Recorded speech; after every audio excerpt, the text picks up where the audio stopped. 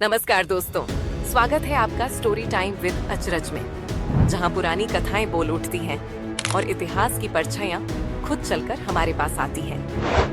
आज की रात कुछ भारी है, क्योंकि आज हमारे मेहमान हैं वो राक्षस जिनकी नींद के किस्से तो आपने सुने होंगे, लेकिन उनके जागने के रहस्य शायद ही कोई जानता हो। जी हाँ, आज हमारे साथ हैं लंका के महायोद्धा, रावण के भाई, स्वयं कुंभकर्ण। कुंभकर्ण जी, आपका स्वागत है। आप तो आते ही माहौल भारी कर गए। धन्यवाद मेनिका। मैं अक्सर चुप रहता हूँ, सोता भी बहुत हूँ, पर आज बोलने आया हूँ। आज वो कहानियां सुनाने आया हूँ जिन्हें लोगों ने कभी जानने की कोशिश ही नहीं की। सबसे पहले तो ये बताइए, आपने इतने सालों तक क्यों सोया? ये वरदान था या शाप? ये वरदान की आड़ में दिया गया शाप था।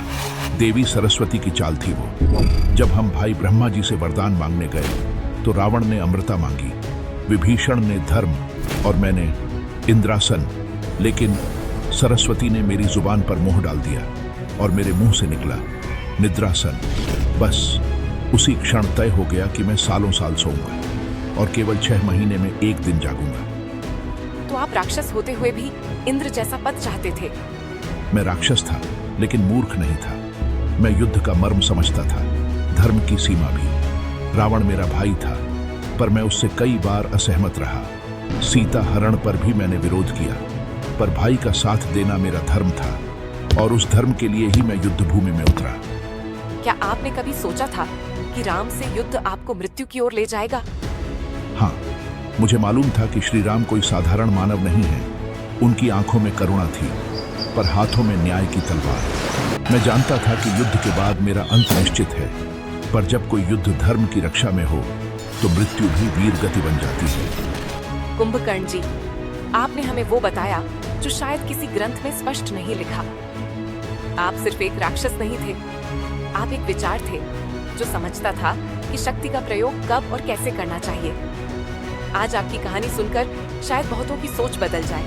अगर किसी ने मेरी नींद से परे जाकर मेरी आत्मा को देखा तो यही मेरी सबसे बड़ी जीत है। कुंभकर्ण जी, आपने कहा था कि आप 6 महीने तक सोते थे और केवल एक दिन के लिए जागते थे, पर जब लंका पर संकट आया और रावण को आपकी जरूरत पड़ी तो आपको समय से पहले जगाया गया था ना? बताइए जरा, वो अनुभव कैसा था? अरे मेनिका, वो दिन तो खुद लंका के इतिहास में एक तमाशा था। रावण ने मुझे जगाने के लिए जितना कुछ किया, शायद किसी को जगाने में आज तक नहीं हुआ होगा। क्या क्या किया गया आपको जगाने के लिए? सबसे पहले 100 नगाड़े बजे एक साथ। फिर रावण ने आदेश दिया, खाना दो।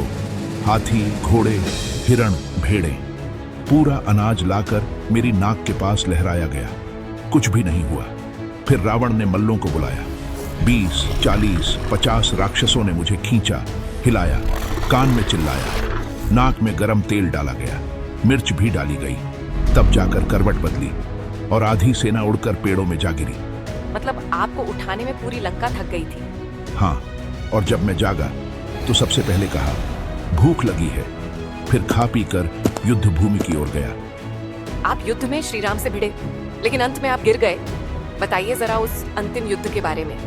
मैंने युद्ध किया, प्रचंड, भीषण, महाभयानक युद्ध। श्री राम के बाण मेरे शरीर को छलनी करते गए, पर मैं गिरा नहीं, चलता रहा जब तक मेरा मस्तक धड़ से अलग नहीं हुआ। मेरा शरीर फिर भी कुछ देर खड़ा रहा, क्योंकि वो सिर्फ मांस नहीं, एक संकल्प था।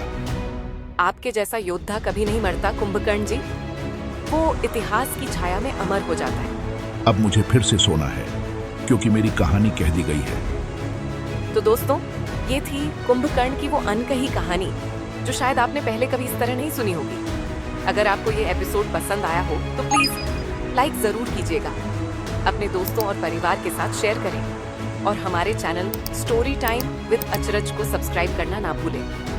नीचे कमेंट्स में हमें बताइए अगला मेहमान कौन हो।